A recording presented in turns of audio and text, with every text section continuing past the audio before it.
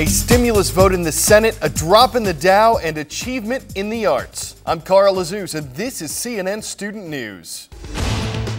First up, President Obama's economic stimulus plan moves one step closer to becoming law. Many Republican lawmakers are opposed to this bill, but 3 GOP senators voted with Democrats yesterday, and that was enough for the legislation to pass in the Senate. You know, the House already passed its version of the bill, but this thing isn't a done deal. Jessica Doyle explains the next steps and reports on the president's reaction to yesterday's vote. The ayes are 61, the nays are 37. After a week-long contentious process, the Senate passed an $838 billion economic stimulus bill, clearing the way for compromise negotiations with the House. Tens of thousands of Americans are losing their jobs every day. 600,000 of them lost their jobs in the month of January. We cannot lose any time. Republican leaders are still unhappy with the plan. We think, as we have repeatedly said, that it's entirely too large, entirely too untargeted. President Barack Obama was promoting the plan in another hard-hit area Tuesday, this time visiting Fort Myers, Florida, where he learned of the bill's passage. I just want to announce that the Senate just passed our Recovery and Reinvestment Plan. That's good. Fort Myers is struggling with a 10% unemployment rate and the highest mortgage foreclosure rate in the country. Residents also want state infrastructure problems fixed. How will we get our state going again in transportation? Not only do we need to rebuild our roads and our bridges, our ports, our levees, our dams, but we also have to plan for the future. This is the same example of turning crisis into opportunity. Now the House and Senate will work to reconcile their different versions of the bill. The president wants to sign it by Monday, which is President's Day. In Washington, I'm Jessica Doyle, CNN Student News. The price tags on the House and Senate bills aren't too far apart, but they're both pretty huge, more than $800 billion. What Congress has to work out is how to spend that money.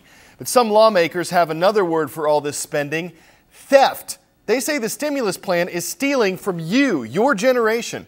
Jim Acosta explores the issue. Do nothing, the president warns, and the country will pay the price. We can't wait and see and hope for the best. But some Democrats and Republicans are asking a different question. Can the nation afford to keep spending its way out of the current crisis? This is more money than ever has been contemplated in the history of our country.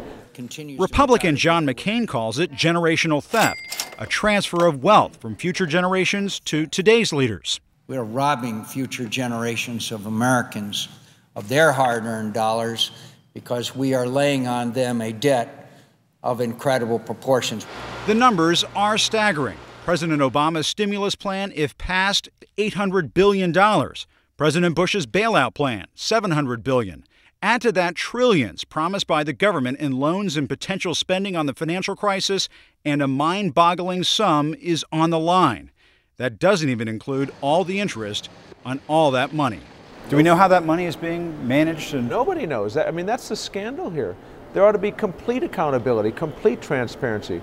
Democratic Senator Byron Dorgan is proposing requirements that would force the government to show how every penny is spent. Is it, in a way, a generational theft? But it is not this moment.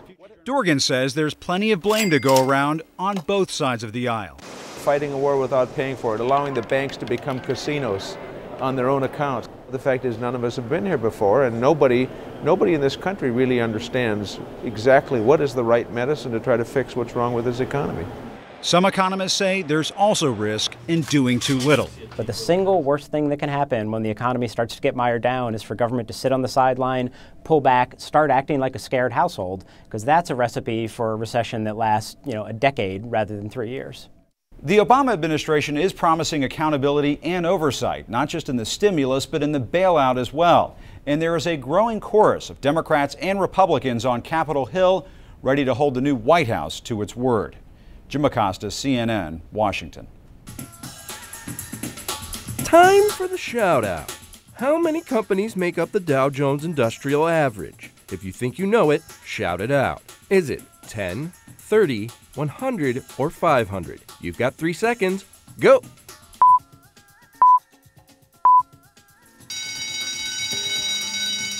The Dow Jones is an average of 30 leading company stocks. That's your answer, and that's your shout out. The Dow Jones uses an average of those 30 companies' stocks to indicate how the overall stock market is doing. The answer yesterday, not good. The Dow lost 382 points on Tuesday, ending the day at its lowest level in 3 months. Experts blame the drop, at least in part, on negative reaction from investors to a government plan to help out struggling banks. Turning our attention to Israel and elections for a new prime minister. The country is a parliamentary democracy, and the prime minister is determined by the party that wins the most seats in parliament. As yesterday's results unfolded, the leading candidates were Foreign Minister Tzipi Livni and former Prime Minister Benjamin Netanyahu. When we taped this program, the outcome was too close to call. And finally, authorities in Australia are investigating the cause of those deadly bushfires we told you about earlier this week. According to police, the blazes had claimed more than 180 lives as of Tuesday. Officials were bracing for that toll to rise. Aid for victims is pouring in from across Australia and from countries around the world. Time for the Shout Out Extra Credit. Who is considered the father of Black history? If you think you know it, shout it out. Is it Abraham Lincoln, Martin Luther King Jr., Carter G. Woodson, or Frederick Douglass? You got 3 seconds. Go!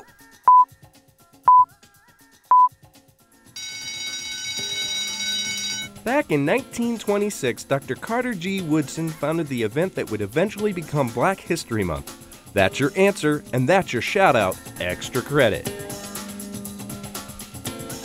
Dr. Woodson picked February for the event because it marked the birthdays of Abraham Lincoln and Frederick Douglass, 2 men who had a big influence on Black Americans. As we continue our special Black History Month coverage, we're focusing on the arts this week. Today we explore the achievements of some famous African Americans in movies and music. Sidney Poitier is recognized as the man who broke the color barrier in Hollywood. Many of his early movies addressed issues of racial equality. They call me Mr. Tibbs.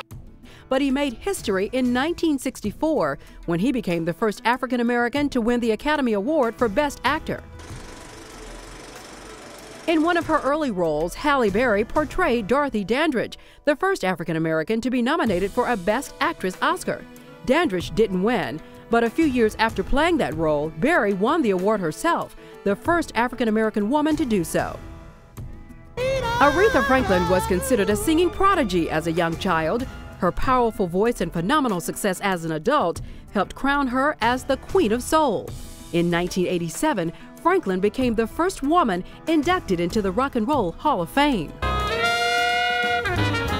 Raised in a musical family, Wynton Marsalis achieved solo fame as a musician and composer. In 1983, he became the first artist to win classical and jazz Grammys in the same year. And in 1997, his music earned a Pulitzer Prize. Honoring achievement in the arts this Black History Month. The Harlem Renaissance of the 1920s and 30s was a musical and artistic explosion that shaped African American culture and the U.S. as a whole. One of our Black History Month learning activities challenges students to explore the movement. You can find it in all of our activities at cnnstudentnews.com.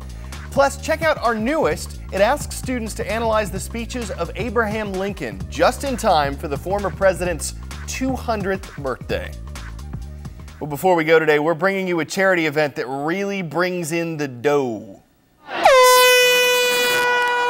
These rambunctious runners are helping raise thousands of dollars for the North Carolina Children's Hospital. There's a catch to this 4-mile jog, the pit stop. This thing is called the Krispy Kreme Challenge. Runners have to down a dozen donuts halfway through the race, hopefully keep them down. Cameron Dorn is the name of the person who won the annual event in just under 30 minutes. But you know that was one sweet victory. We're going to let you go for today. Have a great one. We'll see you tomorrow. For CNN Student News, I'm Carl Azuz.